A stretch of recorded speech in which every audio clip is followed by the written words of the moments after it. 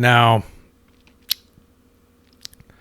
you know, when there is full disclosure, however it arrives, whether an event occurs that makes it, there's no way they could cover this up anymore, or our government comes out and tells us what it really knows. At first, for some people, it's going to be shocking. It's going to be shocking. It's going to be living in this new reality that, yes, in fact, there are extraterrestrials coming here. I know that. I know that already. Some people out there just aren't sure, and there's other people who just don't believe it. But when the reality, when the reality becomes known, and there's nothing that could change that, people are going to get used to it. Just like, when you have to understand how we got used to what we have now compared to what we used to have. I mean, I'm just going back to the 1970s here to when I was a kid. Things were a lot different then, a lot different. We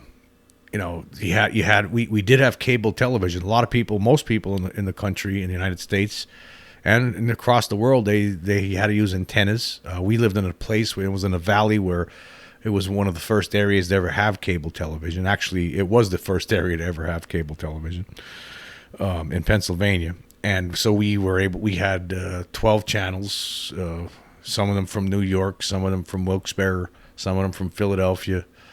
And when you didn't have any kind of recording device or VCR or DVR or Blu-ray player, DVD player. You had nothing like that whatsoever. That was all up. We didn't even know that was ever going to be become a thing actually, until it actually did. I mean, back then, if there was something you wanted to see, or you were dying to see some movie, some old movie maybe, or newer movie that was out in theaters a few years ago, you had to wait till some channel showed it on TV. If you wanted to see, if I, when I was a kid, I used to like to watch monster movies. If Frankenstein was coming on, every week you had to get a TV guide and scan through every day to find out, okay, what day, what's coming on at what time and on what day. You had to, mark it down in your memory and just, okay, I got to make sure I'm home at 4 p.m. on Tuesday after school, and because they're going to be showing Bride of Frankenstein. Or, King Kong or whatever. So that's how it used to be. And if you missed it, you missed it. And everything, most of the time, most movies, unless it was on a public television, we did have a public television channel, Channel 44, and sometimes they would show, movies on the weekends late at night sometimes on the afternoons on the weekends with no commercials. But most of the time you had to sit there, you had to watch, everything had, commercials. And if a movie was coming on and you missed it, well, too bad. You have to wait till 2 or 3 years later till it comes on again. I remember the one time there was a movie I really wanted. I saw some bits and pieces of it one time. It was called The Bible. In the beginning, it was some 1966 movie that was directed by John Huston, the great director John Huston, and plus he starred in the movie. And it was about the Book of Genesis. Basically, it was about Adam and Eve and Noah's Ark, Cain and Abel, all those stories from the Book of Genesis, basically. And I couldn't wait to see this movie again. It was coming on TV, and finally, after years, like in the late 70s at some point, and I remember I was all excited, and I sat down to watch it. It was coming on a Friday night at 8 o'clock, and all of a sudden the TV just went on to blink. The picture went off. I basically cried because I couldn't believe it. I was waiting all these years to see this movie, and then here, the cable went out. Every channel, no, there's nothing on any channel. It was all fuzz. And then I basically, later on, I found out that somebody had run into a pole and the cable got knocked out. So, that's how it used to be. I mean, now if you want to watch that movie or any movie or anything, you just watch it instantly, whether on maybe one of your streaming channels, you might find it there. And if you can't, then you can just probably buy it. But back then, that kind of what we have now would have seemed like science fiction. It would have been like 2001: A Space Odyssey or Star Wars or something. It would have seemed just too outrageous. I remember, in these magazines I used to get when I was a kid, these monster magazines. In the back, they would sell little brief segments from movies on 8mm film, small 8mm film reels. But you had to have an 8mm camera to be able to watch them. Of course, our family, you know, there was 5 kids. There was no way to you know, we didn't have the money to get a movie projector like that, and let alone the movies themselves, just for little segments, you know, to buy one little scene from one movie, you know, it would cost you like $30 or something, plus shipping and handling. So that all that stuff was impossible and out of reach, and a lot of these segments of movies were silent anyway. It wasn't even the whole movie. I mean, that was the best you can get, and it was, you know, way overpriced for many people. But, you know, then in the 80s came, we had also, you know, we had, I mean, outside of HBO, there was the one option you did have in the 70s was HBO. There sometimes newer movies would come on there. I remember that's where I saw Jaws for the first time, and you know, I saw other movies, you know, the other big movies from the 70s, and they show some older movies too, but it was no commercials, and they were, you know, nice presentations. But then the 80s came along, and then we all, you know, people start getting VCRs. You had a VCR, you could go out and rent whatever. You had to go to a place and rent movies and bring them home, VHS tapes, whatever you wanted. And there were a lot of VHS rental stores all over the place. It was, you know, so things start changing. But now, I mean, and then of course phones.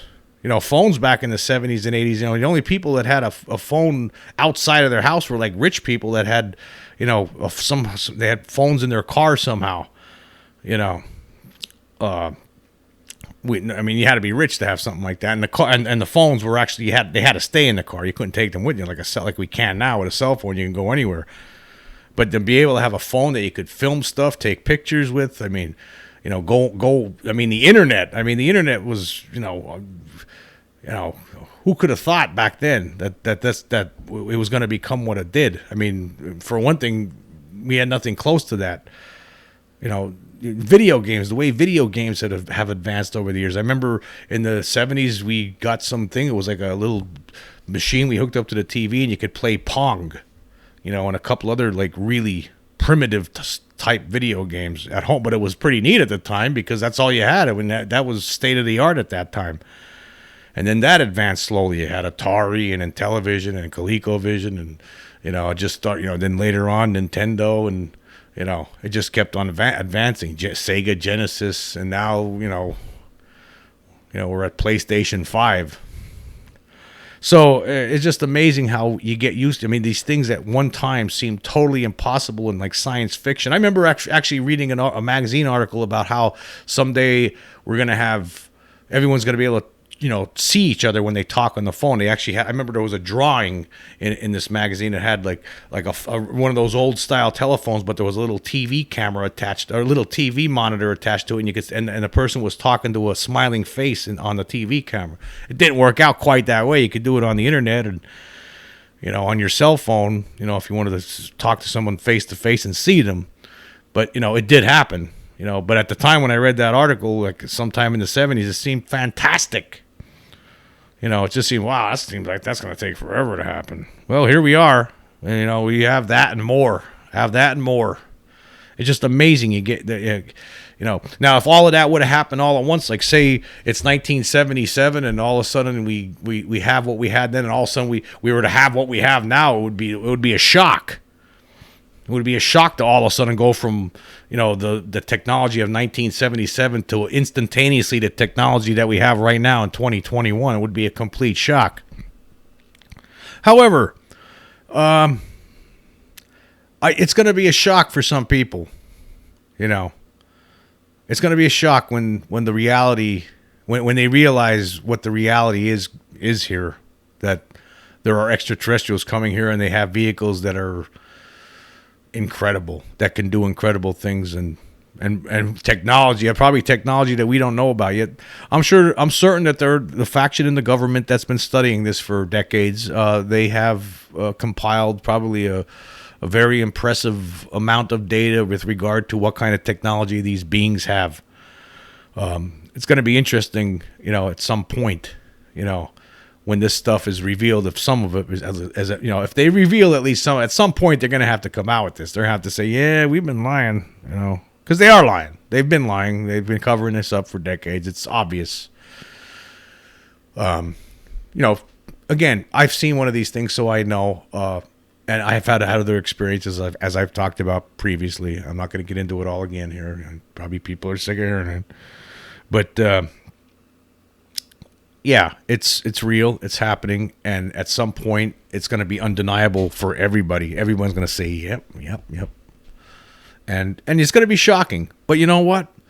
We'll get used to it, just like we're used to what we have now. I mean, what we have now is fantastic. It's amazing, the technology that we have now compared to where we used to be.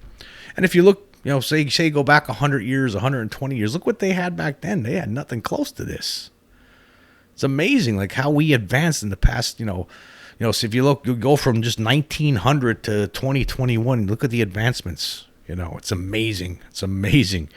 I mean, if we were still around 1,000 years from now, say, or 10,000 years, or 20,000 years, or 100,000 years, how far? I mean, at the rate of advancement that we're seeing right now, what's it going to be like? Thousands of years from now.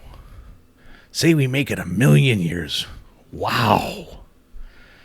We're probably, by that point, we'll probably evolve into something different by that point. We won't even look like the way we do now. Nobody will be born with wisdom teeth anymore. I had 3, by the way, and that's we're evolving, right? Some people today are born. At some point in our long past, wisdom teeth were, I guess, necessary for the kind of foods that we ate. Nowadays, some people aren't even born with wisdom teeth, and people who are, a lot of times have to get them pulled. Some people are born with 4 wisdom teeth. Some people are born with 3 wisdom teeth. Some people are born with 2. I had 3. I only had 3. The 4th one, there was no 4th one. I had to get 3 of them pulled out, though, because we're evolving. We're evolving. What are we gonna evolve into? Like I said, 100,000 years from now. Like, how different will our bodies be? 100,000 years. How much longer will our lifespans extend? I mean, we got to get this. We have some issues right now that we got to get under control. I know some people don't want to believe that because of politics, but reality is we have some issues here with climate and stuff. I mean, it's there's obviously things going on here that we need to get a handle on, and I'm sure we will. I'm sure everybody was going to come to their senses here at some point, and they better come to their senses here pretty soon, or we're going to be in trouble. But beyond that, you'll get used to it. Once the event happens, whatever it is, whether it's disclosure, full disclosure coming from the government, acknowledgement after all these decades that yes, we have evidence. We know there's extraterrestrials coming here, blah, blah, blah, blah, blah, and tell us what they know. Once that comes out either from them or something happens that, that the aliens themselves do that makes it undeniable and you can't hide it anymore, one way or the other, that's going to come. And we're getting close to it. We're getting close one way or the other. Some way it's going to happen. More and more people have the technology's getting better. At some point, something's going to happen here. And we might be close to it. Hopefully. I want to see it in my lifetime. I really do.